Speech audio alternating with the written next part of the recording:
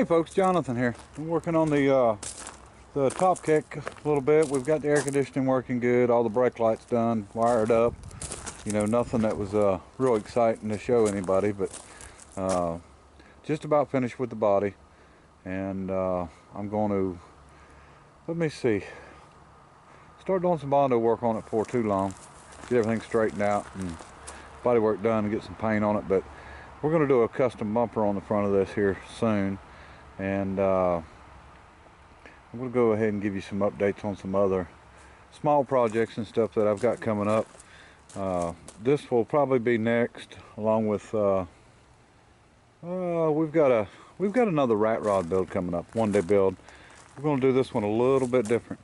We're not going to give this one away, and I'm not building one of mine. We've got somebody that's real deserving here that we're actually going to steal their car, and we've got it all set up, and we're going to redo it and give it back to them the same day and do a bunch of work to it. And I'll explain a lot more later, and you know, you won't see any videos until it's done, but just changing things up just a little bit for this next one. And I'm sure everybody, when you watch, you'll understand, you know, why we're doing what we're doing. So anyway, let me show you a couple more things here. Okay, here's one thing I picked up. A buddy of mine brought me. It's an OMC engine, Cushman Truckster or Mailster, 2-cylinder. I think this is the 18 horsepower version of this. I've got one cylinder in there, but really just got this for parts for the cylinders and stuff off of it. Might build something later on. This is 3.5-inch bore, and they're pretty short stroke. The porting in the heads are pretty small, so it's not something that would be a real high horsepower. But I wanted it for maybe a future project, but nothing you're going to see anytime soon. I can promise you that. But just wanted to show you that. They're pretty neat. I think Musty's got one of these that he's working on in a Mailster or a Truckster or something, but I think they used them, Meter Maid used them and stuff. But anyway, show you something else I picked up the other day. Okay, here we got this is a 1976 Honda CR125 Elsinore, and somebody's took this thing apart and they started putting it back together, and they've messed up a lot of stuff. They've got the wheel on backwards, they've got the sprocket on the wrong side, engine's tore apart, needs a bunch of parts. They've lost some stuff for it. But what I want to do is I'm going to collect all the parts up for this, and it's going to need quite a bit, but I'm going to collect all the parts up for this, and we're going to do this in maybe a 1 or 2 part video, put this thing together and get it running. The reason I bought this, you know, 2 different bikes I had when I was young. I had the Honda Trail 70, but the second bike I ever had was just like this, and I can't remember what year mine was, but it was somewhere around this 75, 76 model. And it was actually, I was 12 years old, and it was the first engine. Well, I'm not going to say first engine because I was into a lot of Briggs & Stratton engines, but this is the first motorcycle engine I ever rebuilt. And I kind of screwed up on it at first. One time I actually dropped one of the wrist pin clips down into the crankcase, and I had to take the engine out of the frame and turn it upside down and shake it out, and I got it out. And then I put the rings in upside down and couldn't get it started, was having some compression trouble. So I took it back apart, I fixed that. And then once I got it running, I rode it and didn't have a muffler on it, and I got the police called on me. So it was pretty fun, I guess, when I was young anyway. But of course I was riding on the road too, so you know, I totally understand why. But anyway, this is going to be one of them projects where I just collect parts up. I was able to get this thing real cheap, and we're going to try to get everything together for it. And the hardest thing I'm going to have trouble finding, everything's pretty simple to find for these, except for the clutch side cover is busted and the fork and stuff's missing, so I'll have to come up with that. And I need some clutch parts, but that's easy to get.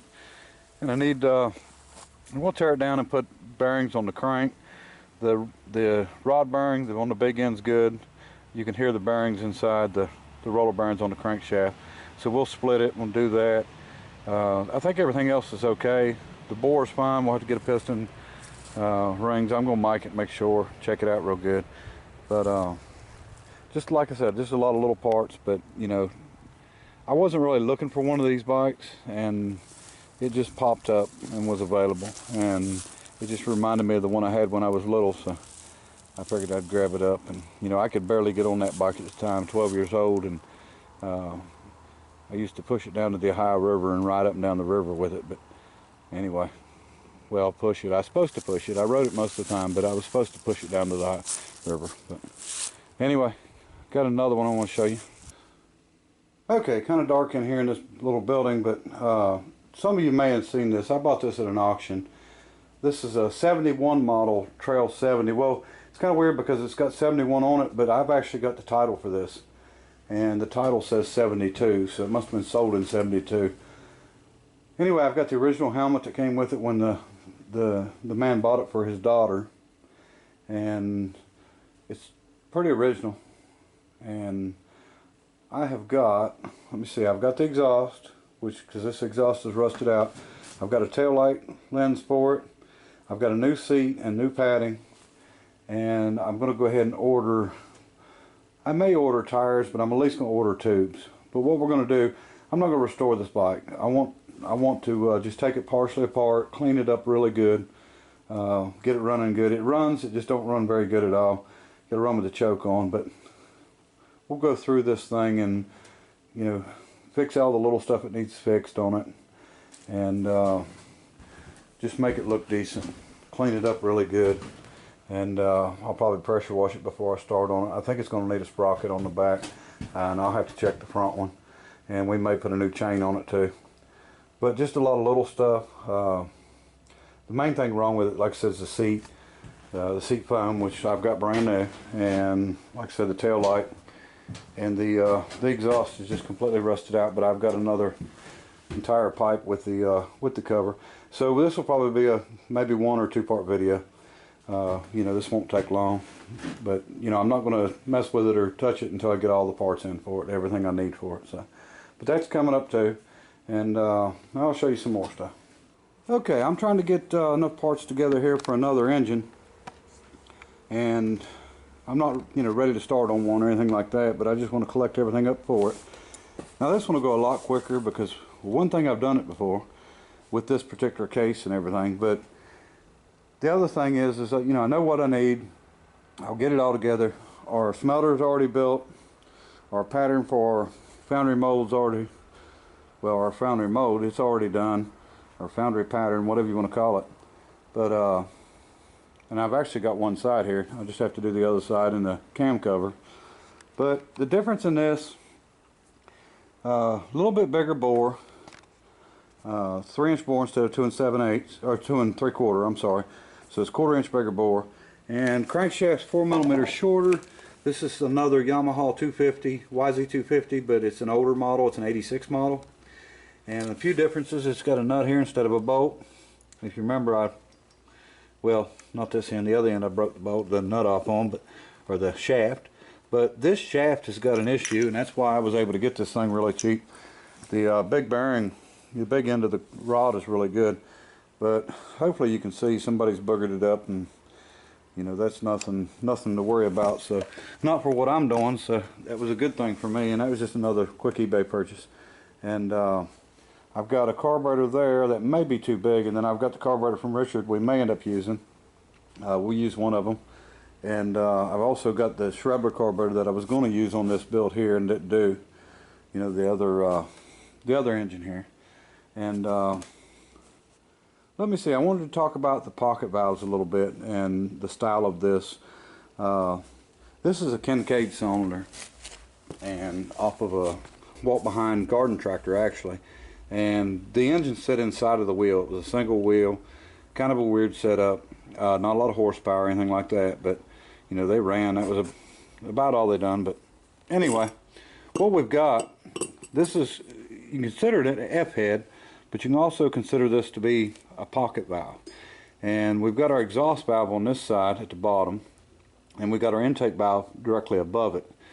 And this particular engine, from what I can see, this is an atmospheric valve, so it opens, the intake valve. So it opens when the piston comes down. The suction of the air coming in actually opens the valve, and here's the valve. Now the spring's bad on it, and it's got a broken piece around, the holder there, but we can either make one or fix it. It's not a problem. But anyway, that's the intake valve, and when the piston comes down, it sucks it open, sucks in the fuel air mixture. And the difference with this, and some of these actually ran a push rod and a cam, and you can see there was a boss there for a hole, and this piece, which would have had a lever between it, I would assume. So this probably could have came either way. But the way that we're going to set it up, I think I'm going to run it as an atmospheric. Just run a single Briggs & Stratton cam like we did the other ones, and we might run a different cam. I don't know what, we'll see how that goes. But just run a single to open that valve, and just build another one, a quick one. And that, like I said, that'll be in the future too, and it may be winter before I even start on it, but as long as this weather will keep cool enough to where I can work outside, because I'm on high blood pressure medicine, and that sun just messes me up. So that's one of the reasons I've stayed in the shop working on this other engine. And it don't take much of an excuse for me to work in the shop anyway, but that's one of the things. And I've actually got a little bit done on the rollback in the last couple of days because of the it's been a little bit cooler, but in the 80s instead of in the 90s, high 80s, but it's bearable.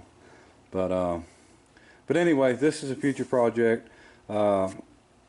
Okay, as for the big projects, when I get done with this rollback, the four-wheel drive wrecker's being brought right up to the work on, and I really want to get on it. The excitement's still there to get it done. It's just everything's jumped up in front of it, and like I said, working outside here in the sun, this has been the worst year for me for that. I've been able to bear with it every year before, but I'm not getting any younger. But as for the one-day rat rod build, most of the people that come to the build already know about what's going on. Luckily, the recipient of the vehicle don't really get on the computer or anything, so I'll explain a lot more of that later. But anybody that was wanting to come and don't know about it yet or anything, we have not set a date, but go ahead and just message me, and I'll explain the situation and what's going on, and what we're planning on doing. So, but anyway, I'm gonna get that roll back up here and figure out what I need for steel, and go ahead and get ready to get started on that bumper. That bumper is about the cheapest one I can find. It's about $600 plus shipping. So we're going to build one, and I really need to get that done and on the road. So, but anyway, appreciate everybody watching, and we're going to. I got the jig for the bicycle frame too. I'm going to bring in and play around with that a little bit here and there, and start building the frame for it. And it's running pretty good. Got just a couple little things, issues that we've got to get straightened out, but nothing really major. I mean, it's oiling. It may be oiling a little bit too good, but it's definitely oiling fine. I mean, it's oiling plenty, and we're I mean, really no major changes or anything going to do on it. Just like I said, just little things, and we'll get started on a bike frame for it. The rims I want to use and stuff like that, I'm going to have to build the rims.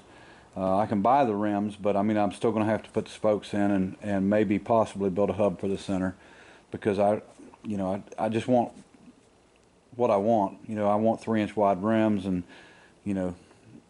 about all these bikes, you can actually get a 4-inch wide now, but that's a little bit wider than I want, and the little 2 1/4s and stuff they used on balloon tire bicycles is not really what I'm looking for. So I'll probably go with a 3-inch wide rim and 36 spoke, and then really need the rims and the tires and of course the engine to really start the build. So it's going to be a little bit before I get everything together for that too. So but But got a lot of videos planned, you know, coming up, and I'm sure I'll have a lot of little stuff in between,